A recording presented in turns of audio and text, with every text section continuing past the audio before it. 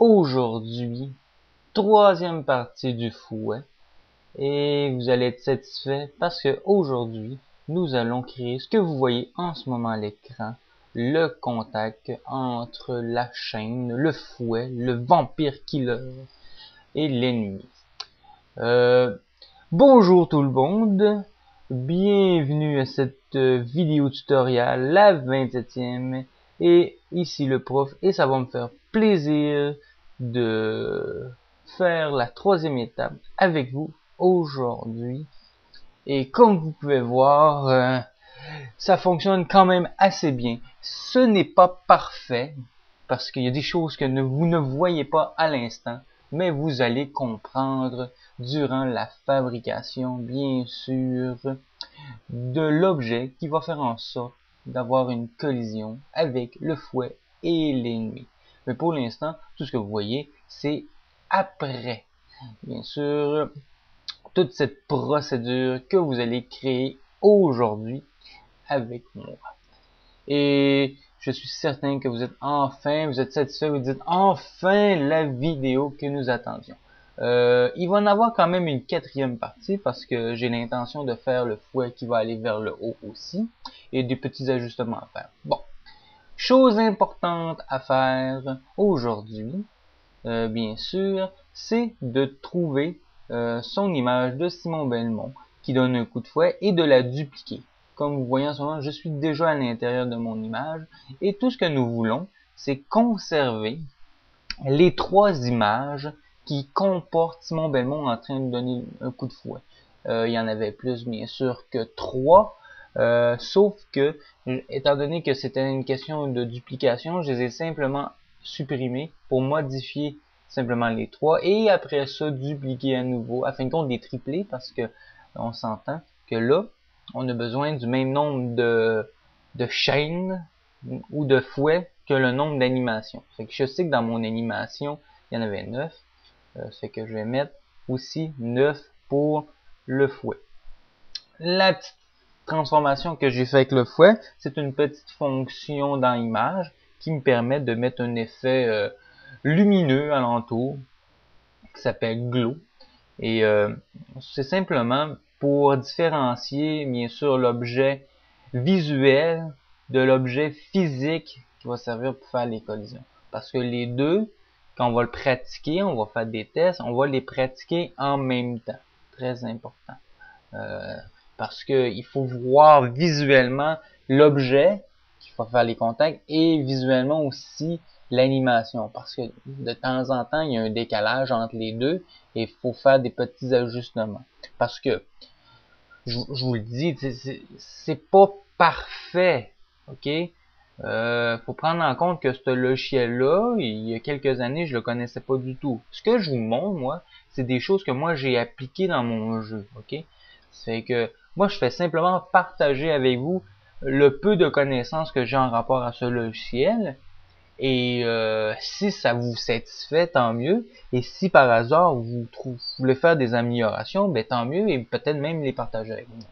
Bon, en ce moment, nous sommes rendus à la création d'objets. Comme d'habitude, on clique sur la création d'objets. On va chercher son sprite qui identifie bien sûr le fouet soit de droite soit de gauche. Et on crée une animation N, une fin d'animation. Et bien sûr, à la fin de l'animation, l'objet est détruit. Pour éviter qu'il y ait répétition de l'objet sans fin. Ça, on le fait deux fois parce qu'il faut bien sûr le fouet de gauche et le fouet de droite. Très, très, très pratique. Par la suite, il va falloir créer bien sûr ce qu'on appelle l'événement dans Simon Belmont. Comme vous pouvez voir, la vidéo va quand même assez rapidement. C'est important de bien suivre.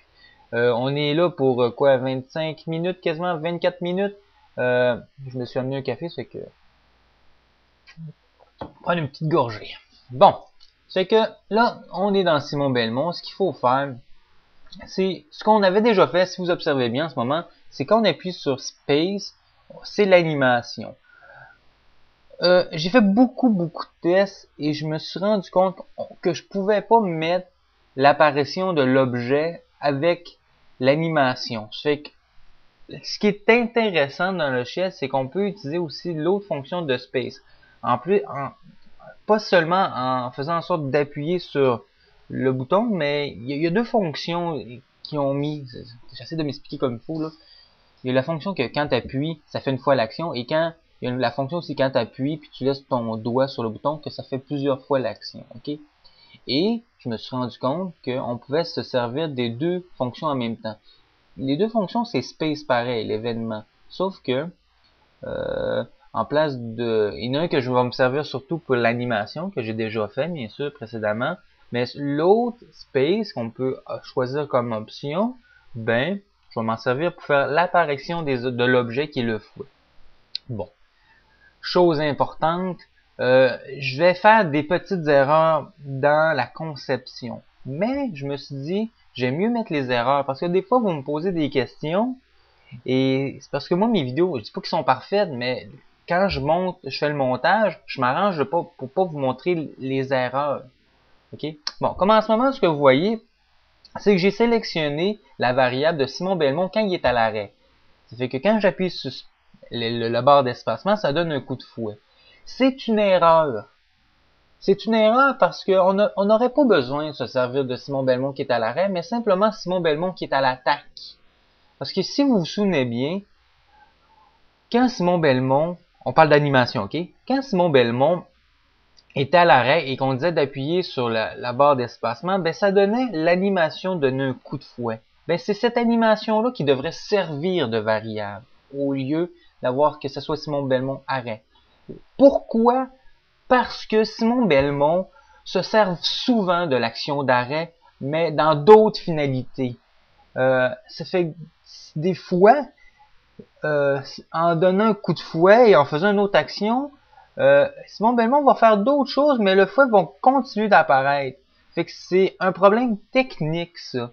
Fait que, personnellement, là, en ce moment, ce que je fais, c'est que, faut que j'explique, là, quand j'appuie sur Space et je relâche rapidement, l'animation stop. Ce que je veux faire, c'est la même chose avec le fouet. Parce que, en fin de compte, dans mes release Space, je vais simplement faire en sorte d'ajouter la petite corbeille, la petite poubelle, qui va faire en sorte que ça va détruire l'objet de fouet quand celui-ci va être relâché pour avoir le même effet. Parce que sinon, l'effet que ça fait, c'est que Simon Belmont arrête son animation, mais l'objet fouet continue à donner son coup. Okay? C'est important. C'est pour ça que j'ai mis l'objet en surbrillance pour voir la différence entre l'animation et bien sûr l'objet. Okay? Fait que ça c'est important. Bon, pour revenir à l'état d'arrêt, vous pouvez le faire, vous pouvez. Ça dépend de votre jeu. Ça peut toujours servir. Mais moi, je me suis rendu compte plus loin que ça me causait des problèmes. Et j'ai décidé de l'enlever. Est-ce que ça va être votre cas? Sûrement que oui, si vous suivez ma vidéo à peu près à la lettre. Là. On s'entend qu'habituellement, c'est bien de suivre à peu près ce que vous voyez. Mais, c'est personnel aussi à vous. Là. Si vous voulez faire différemment et quand même faire la même affaire, faites-le. Bon. C'est que là, vous voyez, si j'arrête l'animation, le fouet aussi arrête. C'est que là, en ce moment, ça fonctionne bien pour ça. Pour ce qui est... On pourrait arrêter la vidéo là, puis vous auriez déjà au moins l'attaque du fouet. Ben non, je peux pas dire qu'on pourrait arrêter la vidéo là, c'est pas vrai parce que vous avez pas fait encore la collision avec l'ennemi. Mais vous avez quand même un objet physique qui est à part l'animation. Ça, c'est important parce que j'ai fait plusieurs tests avant là, de m'embarquer dans cette galère de vidéos de Castlevania. Mais au départ, je me disais, j'ai simplement créé pas un Castlevania, mais un Simon Belmont différent. En fin de compte, j'aurais Simon Belmont normal qui peut se faire toucher et un Simon Belmont qui attaque. Mais problème de view que j'ai jamais réussi à régler, étant donné que le scrolling ne suivait plus l'autre Simon Belmont, c'est que j'ai jamais trouvé la solution. Peut-être elle existe, hein, mais je disais comme je vous dis, je suis pas un expert, c'est pas mon métier ça, ce logiciel-là en tant que tel. Ben en tout cas, manière de parler là. Mais c'est un logiciel que je connais quand même assez bien. Puis moi, ce que je veux faire, c'est vous le partager Puis si ça fonctionne bien, puis si ça aide votre création, tant mieux, hein, parce que mon objectif, à quelque part, moi, c'est de faire mon propre Castlevania, parce que c'est une série de jeux que j'aime vraiment, là, j'ai toujours grandement apprécié. Puis dernièrement, je me suis trouvé au Game Boy Advance le Castlevania Double Pack, les deux ensemble, que j'avais déjà individuellement, mais je me disais un de plus à ma collection. Ah, c'est bon ce café-là. Bon, ok.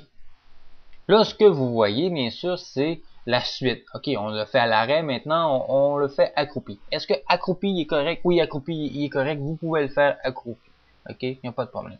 Regardez bien ici, nous voyons notre Simon Belmont animé et plus l'objet qui apparaît. Ce que je vous disais tantôt, qui était important de faire des petits ajustements avec les coordonnées de X et Y. Ça, il va falloir faire attention à ça. C'est une question d'essai-erreur. Et même, il faut faire plusieurs fois, parce que là, je le vois en ce moment, certaines personnes pourraient dire « Ah, c'est correct, ça fonctionne. » Mais non, moi, je le vois, là, il est pas tout à fait correct. Il manque encore quelques pixels vers le bas et quelques pixels vers la gauche. Peut-être, c'est très subtil, mais moi, je le dis et je le redis et je vais le redire encore. Tant qu'à faire quelque chose, on le fait bien ou on le fait pas. Et c'est ça que je me dis, ça c'est comme ça que je pense. C'est que j'aime mieux le bien le faire et m'assurer que bien contrôler tout l'environnement, toutes les choses techniques. Et s'il y a un petit problème, au moins après ça, je peux en tout cas m'en douter, ça peut être quoi. Bon. C'est que pour ça, ça va bien. Une petite routine habituelle, hein, quand on a fait un côté, on peut dupliquer. On change bien sûr les directions. On change aussi les coordonnées d'apparition, ça peut aider. Ça va très bien.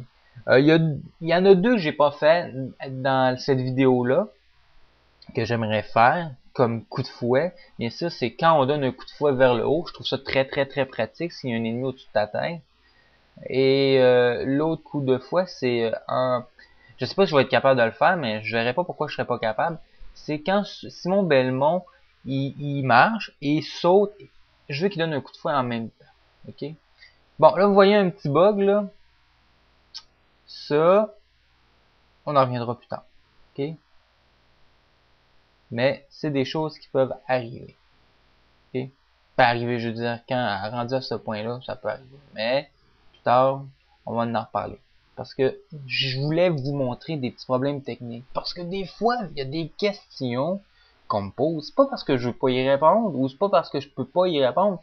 C'est parce que entre répondre à la question, le problème technique, versus essayer de le comprendre et de l'arranger, c'est deux mondes différents. Je veux dire, s'il fallait que j'explique en texte tout ce que je fais à l'écran, ben là, on s'entend que ça serait plus que 25 minutes de vidéo, mais ça serait un méchant gros roman.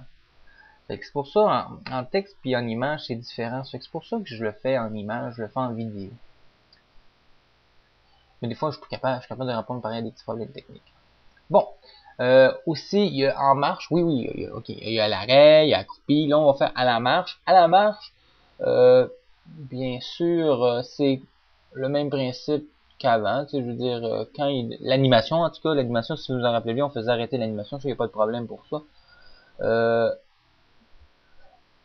Là, c'est pas compliqué, la marche, c'est à peu près comme l'arrêt, si je me trompe pas. C'est les mêmes fonctions, c'est les mêmes coordonnées. Pour le saut, c'est différent. C'est là qu'on se rend compte que ce que je vous fais faire, c'est pas parfait. Pourquoi? Et si vous avez la réponse, s'il vous plaît, m'envoyer un message, me dire quoi faire. Parce que ce que je veux, à fin de compte, c'est que la chaîne puisse suivre Simon Belmont. Mais je suis pas capable parce que c'est un objet que je fais apparaître. Je le fais apparaître, oui. À partir du moment que j'appuie sur le bouton, je le fais apparaître. Quand tu es à l'arrêt, quand tu marches puis que en marchant il arrête, c'est correct. Ça. Quand tu es accroupi aussi, t'es pas en déplacement. Ça c'est correct. Ça va très bien. La chaîne elle peut apparaître, c'est correct. Mais à partir du moment que je saute, je suis en déplacement dans l'air. Et quand j'appuie bien sûr pour donner un coup de fouet, parce que j'appuie sur le bouton pour sauter, j'appuie sur le coup de fouet, mais là, il y a un moment donné que, oui, le fouet apparaît là, mais il reste là, mais il fait son animation, mais à l'endroit que j'ai décidé d'appuyer. C'est ça que, qui est problématique dans cette fonction-là. Comme je dis, elle n'est pas parfaite, mais j'ai essayé de mon mieux et je l'ai légèrement décalé vers le bas quand je le fais apparaître parce que quand vous sautez, vous voulez atteindre un ennemi, il faut faire des tests avec ça, ok, pour savoir à peu près où est-ce que ça arrive, pour vous habituer. Mais à un moment donné, le fond, on le fait disparaître, on l'enlève, on le met invisible. C'est pour ça que ça peut passer. Bon, ce que je fais là, bien sûr, c'est une fonction que vous avez déjà fait auparavant, quand il y avait des contacts avec les hommes et les ennemis. Je fais de la duplication, mais ne faites pas ça. Faites pas de la duplication, parce que des fois, il y a des fonctions que vous avez faites avec d'autres couteaux, puis c'est pas pareil. C'est que refaites-le à la main. Tu sais, je veux dire, en gros, c'est quoi l'ennemi si l'objet de fouet touche l'ennemi. Bon, premièrement, votre objet il disparaît pas. Tout ce que ça fait, c'est que l'objet, admettons, on va prendre le squelette va changer d'animation, ou plutôt il va se transformer en un autre objet, qui est l'animation de N, qui est sa mort, ok? Et ça va vous donner des points. Ça s'arrête là, ok?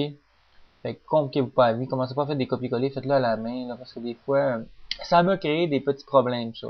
Une question de côté, là, j'aurais dû mieux sélectionner côté droit que côté gauche. Mais en tout cas, faites-le à la main, là, faites pas de la duplication. Ça vaut pas la peine de se mettre des bugs pour rien. Bon. La date, ce qu'on a le saut, là on va ajouter, faut que je regarde, là, je m'en souviens plus parce que c'est quand même 24 minutes de vidéo. Il y a d'autres fonctions. Comme on voit, je m'en souviens plus. Hein. Excusez-moi. C'est pas mes habitudes de mettre des blancs. Habituellement, je vous parle d'autres choses, hein, comme qu'est-ce que j'ai acheté, comme jeu vidéo. Non. Non. Ah oui, ok, là on le voit bien. Là, c'est exactement cette fonction-là qui devrait être à la place de celui-là qui est arrêté. Ok, c'est Simon Belmont qui maintenant donne un coup de chaîne, mais quand il attaque. Bon. Bien sûr, j'ai peut-être oublié de le dire, mais quand on fait apparaître des objets, il faut pas oublier de cocher bien sûr le relatif. Ok.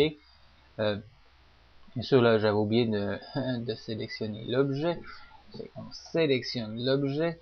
Et comme vous pouvez voir, ça fonctionne, mais il reste beaucoup d'objets. Hein.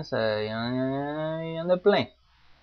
Fait que, qu'est-ce qu'on peut faire pour régler ce petit problème? Bon. Première chose, faut s'assurer que le nombre d'objets puisse apparaître simplement une fois. Une fois, et quand, bien sûr, cet objet est apparu une fois, là, il peut apparaître, s'il n'y en a plus, il peut apparaître plus d'une fois. Ça fait que c'est là qu'on utilise la petite fonction. Si le nombre d'objets a la valeur de 0, bien, il peut apparaître à nouveau. C'est ce qu'on a fait. Bon, là, bien sûr, j'ai fait pour le côté droit, c'est pour ça qu'on voit toujours la chaîne avec le petit effet luminescent. Luminescent, en tout cas, la fonction glow. Et bien sûr, on fait la même chose du côté droit. Gauche, comme vous voyez, l'objet, hein, faut choisir l'objet. C'est l'objet qui est le fouet droit. Si, bien sûr, le nombre est égal à 0, là, on peut le faire apparaître à nouveau. Ça, c'est une fonction qui est très, très, très pratique. Qu'on va se servir à un moment donné à nouveau pour les... Regardez, là, vous avez exactement l'exemple parfait du fait que nous nous servons de Simon Belmont à l'arrêt. Ok, en ce moment, je donne des coups de fouet. C'est, bien sûr, le sprite de Simon Belmont à l'attaque qui rentre en fonction. Mais à partir du moment que je laisse mon doigt sur la touche d'espacement, ben en tout cas, c'est une autre fonction. Ah, je me coupe là, mais c'est pas grave, ça va avoir à peine parce que lui, ça là, très important de le faire. La fonction que vous venez voir là, reculez bien, revenez, là, regardez comme il faut, là. C'est le fait de décortiquer, de séparer les images de la boîte de collision. Parce que si vous laissez tout ça ensemble, le fouet, la boîte de collision va prendre en considération que toutes les images sont en même temps pour la collision. Ce qui est faux. C'est une image à la fois. Si le foie est à l'arrière, ben la collision va se faire à l'arrière en rapport au foie. S'il est au-dessus de sa tête et s'il est à l'avant, ben c'est à l'avant qu'on veut. Parce que sinon, il va combiner les trois images en même temps du foie, puis ça va faire une boîte de collision énorme, puis ça va faire des contacts avec l'ennemi quand le foie il est même pas encore arrivé. C'est pour ça que c'est très important d'aller cocher la petite case qui sépare bien sûr les collisions. Ok, très important. Bon, je me suis entrecoupé, mais je pense qu'avec la vidéo, vous allez être capable de voir. Ok, je m'étais coupé sur le fait, oui, que quand Simon Belmont donne des coups, ok, il est en état de attaque. C'est correct ça fonctionne très bien, il donne des coups de fouet jusqu'au temps qu'on décide de lâcher la touche. Mais si on décide de relâcher le clavier des directions, dans notre fonctionnement qu'on avait avec Simon Belmont, c'était que celui-ci redevienne à l'état d'arrêt. Mais il redevient à l'état d'arrêt, mais moi je continue à appuyer sur le bouton Space. Fait que continue à faire apparaître des fouets.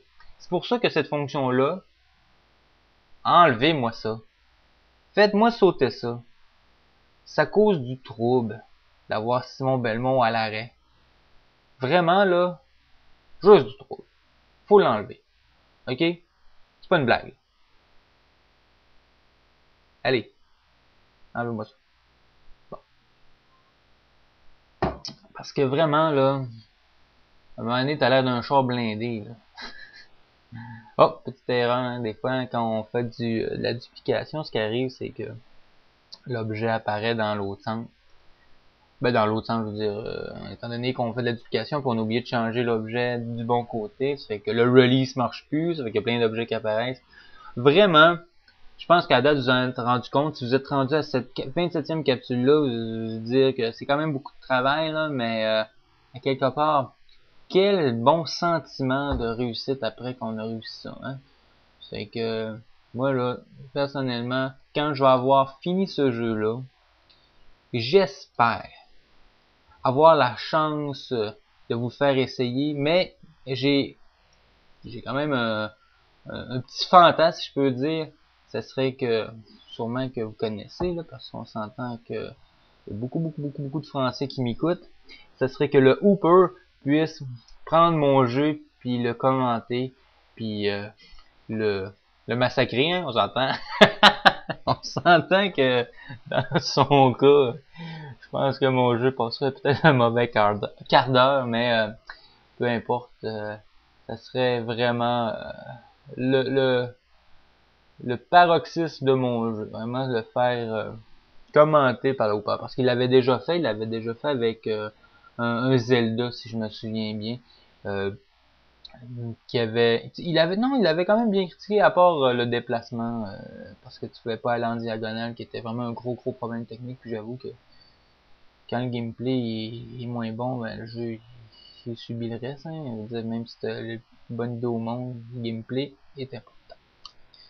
Bon, comme vous pouvez voir, on pratique notre foi, hein, ça a l'air à bien fonctionner. Ça fait que ce que je vous dis, bonne continuation. N'oubliez pas de vous abonner, hein, c'est important pour moi. J'aime ça avoir beaucoup d'abonnés. J'ai toujours mon site que je mets mes vidéos aussi là pour les regrouper.